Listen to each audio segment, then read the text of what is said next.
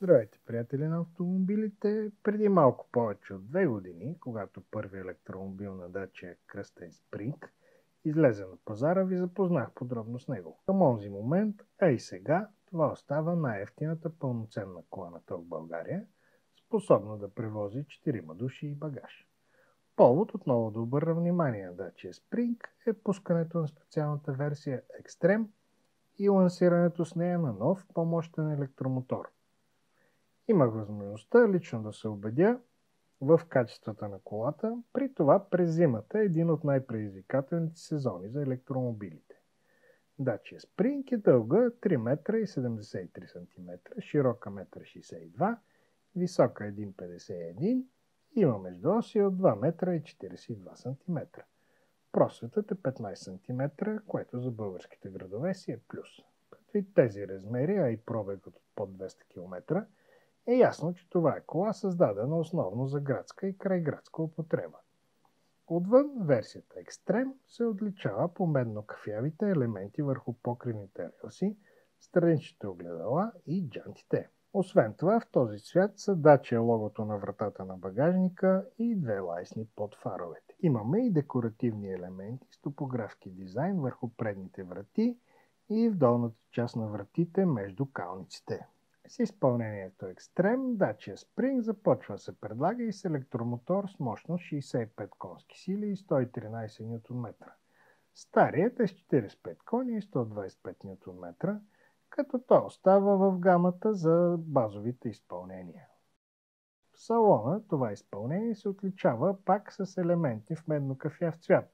Такива има върху панелите на предните врати, около вентилационните отвори и екрана на мултимедията. Вече споменатите акценти с дизайн като топографски карти могат да се видят на праговете. Нивото Extreme заменя изпълнението Expression, което към момента е изборът на всеки 8 от 10 частни клиенти за модела. Тук е момента да припомня основните характеристики на Spring. Моделът предлага Sample салон, като управлението на системите в него не крие никакви загадки.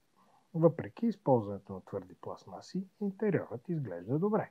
Предните седалки са удобни, като водачът седи доста високо, но на седящите отпред им е малко тесничко в областта на раменете. Мултимедийната система с 7-инчов сензорен екран е лесна за употреба. Тя предлага съвместимост с Apple CarPlay и Android Auto. Има Bluetooth и USB изход. Приборното табло е дигитално, но предлага само най-базовата информация. Липсват каквито и да е данни от бордовия компютър, освен запасът от ход.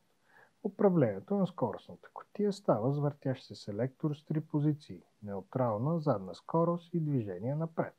Липсва позиция паркинг, като при паркиране колата трябва да се остави на неутрална предавка и да се дръпне ръчната спирачка, за да не потегли сама под въздействие на инерционните сили. Нещо, което изисква свикване. Отзад мястото е достатъчно за двама не особено едри пасажери. Неприятно изненадва липсването на джобове задните врати и места за поставяне на чаши. Липсват също дръжки в цялата кола и дори огледалце в седника.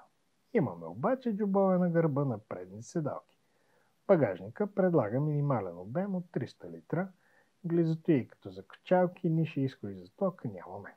Облегалката на задната седалка се сгъва, но цялата, което не позволява по-голяма модулност на багажното пространство.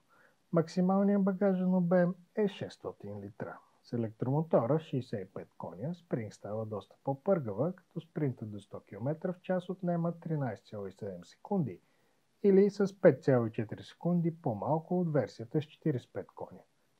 Субективното усещане е за доста по-бърза кола, особено при потегляне и до ускорение от ниски скорости. За града, така екипиран, тежащия малко над тон електромобил е идеален. В тази среда голям плюс има маневреността, като диаметъра на обратен завой е под 10 метра.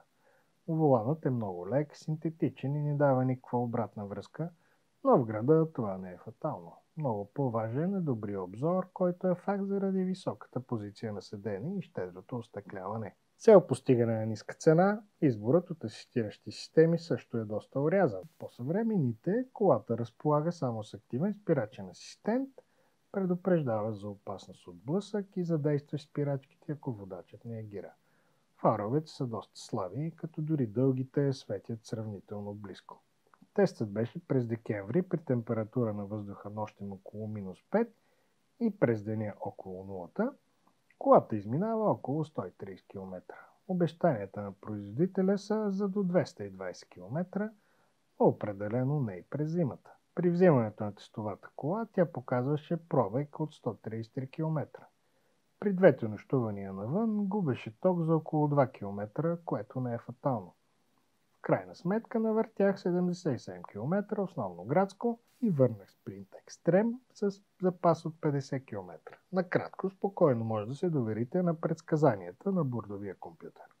Тук е момента да отбележа, че нито за момент не шофирах в режима Eco, който се активира с бутон, ограничава мощността с 13 коня и удължава пробега с около 10%. Реалният разход на ток е около 15 кВт на 100 км при 14,5 според заводските данни. Зареждането може да става от домашен контакт за 14 часа и за по-малко от час от станция с капацитет 30 кВт. В заключение мога да кажа, че версията Extreme превръща Dacia Spring в доста стилен електромобил. Новият електромотор пък го прави по-приятен за каране. Разбира се, и на тази версия могат да се намерят много кусури. Но като сложим на везните цената, те определено олекват. Базовият модел на Spring струва 43 100 лева с ДДС. Това е с 9600 лева повече, отколкото при лансирането му през есента на 2021 година. Но за този период всички автомобили поскъпнаха сериозно. Дори и с тази цена електричката на Dacia е с 26 400 лева по-евтина от цената на най-близкия конкурент Renault Zoe, което струва минимум 69 500 лева с ДДС. Версията Extreme на Spring е с цена 46 000 лева. Ако направим сравнение на Spring с най-евтиния автомобил с традиционен двигател и сходни размери на българския пазар, то този модел на Dacia е почти 2 пъти по-скъп, тъй като Hyundai i10 се продава за минимум 22 680 лева. Електромобилът обаче, знаете, има доста бонуси. На първо място пести от гориво, като ако се зарежда от домашен контакт, изминаването на 100 км струва 3,25 или 1,85 лева. Зависи дали се ползва дневна или нощна тарифа. В същото време 100 км с и10 ще изминете с бензин за поне 13 лева, ако заводския разход от 5 на 100 бъде постигнат. Електромобилът има и право на безплатно паркиране в платените зони на градовете. Липсата на традиционните смени на масла, маслен филтър, по-дългия живот на накладките заради спирането основно с спирачната сила на мотора също са бонус. За електричката не се дължи и данък, но то е и за i10 е смешните 15,40. Ами, това беше ревюто на Dacia Spring в нейната версия Extreme. Още тестове на интересни модели и актуални автомобилни новини може да намерите на сайта bulbomobil.com и в нашия YouTube канал.